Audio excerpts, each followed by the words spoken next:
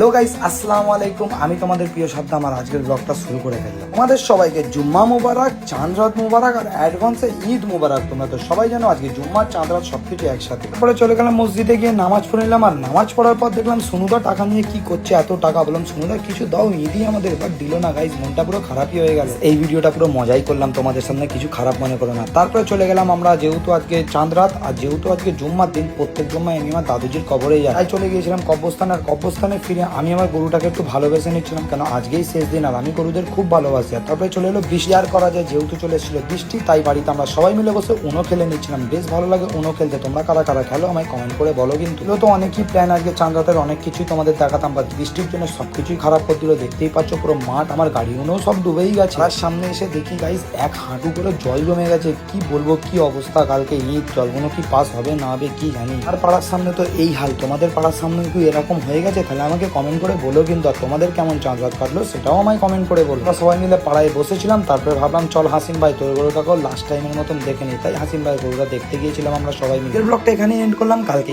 ঈদের ব্লগ নিয়ে তোমাদের সামনে আসবে। চলো টাটা, আসসালামু আলাইকুম।